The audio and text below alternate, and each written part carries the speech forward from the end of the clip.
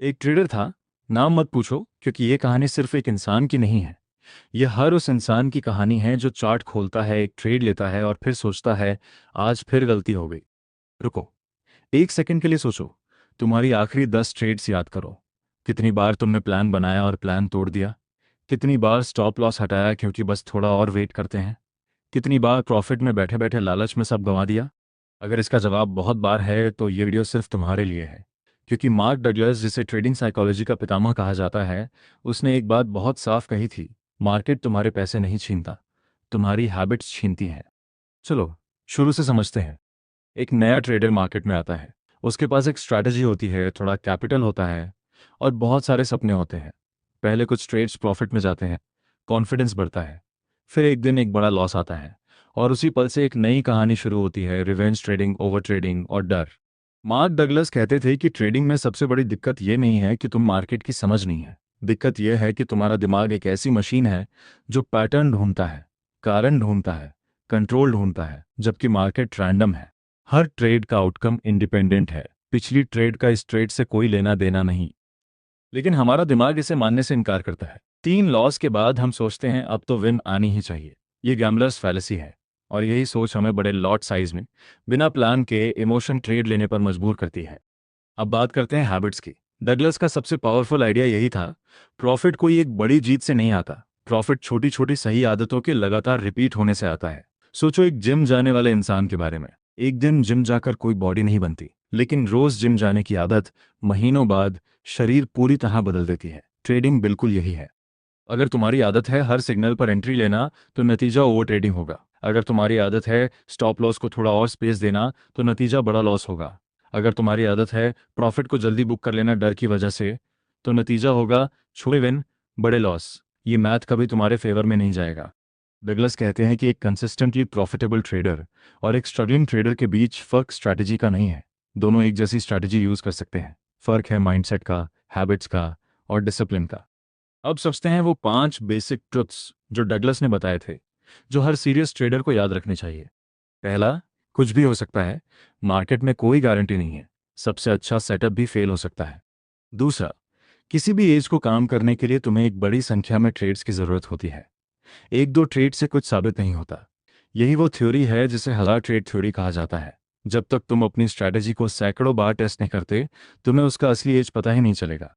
तीसरा, हर पल, हर trade unique है। पिछले पैटर्न से मिलता जुलता दिखने के बावजूद हर मार्केट मूव अपने आप में नया है।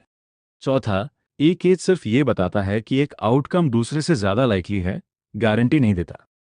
पांचवा, हर पल में मार्केट अपनी बात बताता है और तुम्हारा काम है उसे सुनना, अपनी राय थोपना नहीं। अब सवाल आता है, इन ट्रुथ्स को समझने के बाद भी लोग गलती क्यों करते हैं? जवाब है इमोशनल पैटर्न्स। डगलस बताते हैं कि हर ट्रेडर के अंदर कुछ माइंड ट्रैप्स होते हैं जो बार बार एक्टिवेट होते हैं। पहला ट्रैप है नीड टू बी राइट। हम गलत होने से इतना डरते हैं कि लॉसिंग ट्रेड को होल्ड करते रहते हैं, सिर्फ इसलिए कि हम मानना नहीं चाहते कि हमारा एनालिसिस गलत था। दूसरा ट्रैप है फियर ऑफ मिसिंग आउट। कोई कॉइन तेजी से भाग रहा है और हम बिना प्लान के कूद पड़ते हैं। ये ट्रेडिंग नहीं, गैम्बलिंग है। तीसरा ट्रैप है फियर ऑफ लॉसिंग मनी। इतना डर कि हम सही सेटअप पर भी एंट्री नहीं ले पाते या बहुत जल्दी एग्जिट कर लेते हैं। चौथा ट्रैप है ओवर कॉन्फिडेंस के बाद बड़ी पोजीशन लेना। कुछ विनिंग ट्रेड्स के बाद हम खुद को अजेय समझने लगते हैं और वहीं से सबसे बड़ा ब्लो अप शुरू होता है। ये सारे ट्रैप्स एक ही जगह से आते हैं, इमोशन को कंट्रोल न कर पाना। और इमोशन को कंट्रोल करने का तरीका है प्रोसेस पर फोकस करना, आउटकम पर नहीं। डगलस का एक फेमस कॉन्सेप्ट है प्रोबेबिलिस्टिक थिंकिंग। इसका मतलब है हर ट्रेड को एक कैसीनो के गेम की तरह देखना। कैसीनो हर गेम नहीं जीतता, लेकिन हजारों गेम्स के बाद उनका एज उन्हें प्रॉफिटेबल बना देता है। एक कंसिस्टेंट ट्रेडर भी वैसे ही सोचता है। इसे ट्रेड का नतीजा मायने नहीं रखता, मायने रखता है 100 ट्रेड्स के बाद का रिजल्ट। अब बात करते हैं कैसे इन आदतों को बदला जाए। पहला स्टेप है एक क्लियर लिखा हुआ ट्रेडिंग प्लान बनाना। Entry condition, stop loss, target, risk पर ट्रेड, सब पहले से डिफाइन होना चाहिए। जब प्लान लिखा होता है, इमोशन के लिए जगह कम होती है। दूसरा स्टेप है हर ट्रेड के बाद जर्नल लिखना। सिर्फ प्रॉफिट लॉस नहीं, बल्कि यह कि क्या तुमने अपना प्लान फॉलो किया या नहीं। ये डिसिप्लिन बनाने का सबसे पावरफुल टूल है।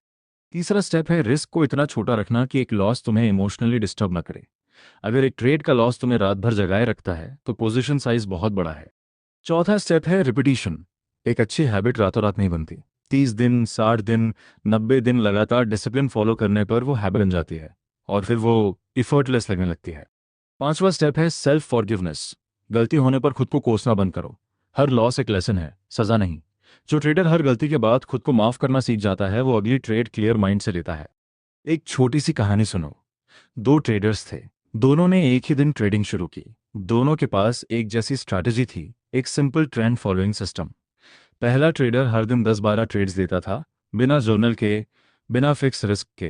कभी बड़ा लॉट, कभी छोटा लॉट। कोई पैटर्न नहीं था उसकी डिसिप्लिन में। दूसरा ट्रेडर दिन में सिर्फ 2-3 हाई क्वालिटी सेटअप्स लेता था। हर ट्रेड का रिस्क फिक्स था, कैपिटल का सिर्फ 1%। हर ट्रेड के बाद वो लिखता था कि उसने प्लान फॉलो किया या नहीं। 6 महीने बाद पहला ट्रेडर 3 बार अपना अकाउंट ब्लॉक कर चुका था। हर बार नए फंड डालता, हर बार वही गलतियां दोहराता। दूसरा ट्रेडर धीरे धीरे महीने दर महीने स्टेबल हो रहा था। कुछ महीने फ्लैट गए, कुछ महीने छोटा प्रॉफिट आया, लेकिन कभी बड़ा ब्लोअप नहीं हुआ। फर्क स्ट्रैटेजी का नहीं था, दोनों के पास एक ही एज था। फर्क था हैबिट्स का। एक इंसान इमोशन के हाथों गुलाम था, दूसरा प्रोसेस का गुलाम था। और मार्केट में प्रोसेस का गुलाम बनना ही असली आज़ादी है। अब एक और चीज़ समझनी ज़रूरी है, माइंडसेट शिफ्ट रातों रात नहीं होता। जो लोग सोचते हैं कि एक किताब पढ़कर, एक वीडियो देखकर उनकी सारी बुरी आदतें खत्म हो जाएंगी, वो गलत है। डगलस खुद कहते थे कि नए हेल्दी बिलीफ्स को पुराने डिस्ट्रक्टिव बिलीफ्स की जगह लेने में समय लगता है। यह एक धीरे धीरे होने वाला रिवायरिंग प्रोसेस है, जिसे सिर्फ रिपीटेड कॉन्शियस प्रैक्टिस से हासिल किया जा सकता है। इसलिए अगर तुम आज एक अच्छा ट्रेड लेते हो, प्लान फॉलो करते हो और फिर भी लॉस होता है, ये फेलियर नहीं है, ये सक्सेस है। क्योंकि तुमने प्रोसेस को सही रखा। और जब तुम प्रोसेस को बार बार सही रखते हो, प्रोबेबिलिटी तुम्हारे फेवर में काम करना शुरू कर देती है। डगलस का मानना था कि एक ट्रेडर तब तक कंसिस्टेंटली प्रॉफिटेबल नहीं बन सकता जब तक वो अपने आउटकम्स की जिम्मेदारी पूरी तरह खुद नहीं लेता। मार्केट को दोष देना, ब्रोकर को दोष देना, न्यूज़ को दोष देना, ये सब सिर्फ असली प्रॉब्लम से भागना है।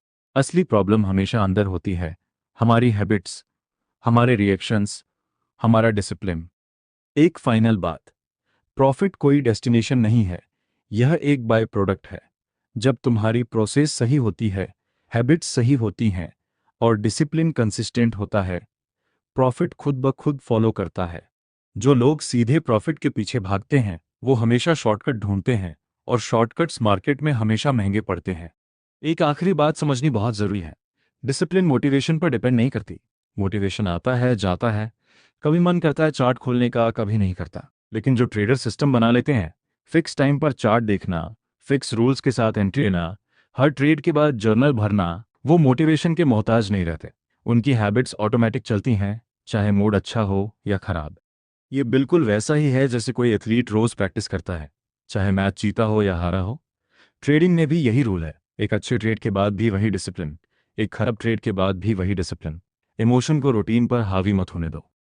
डगलस ये भी कहते थे कि ट्रेडिंग सिर्फ एक स्किल नहीं,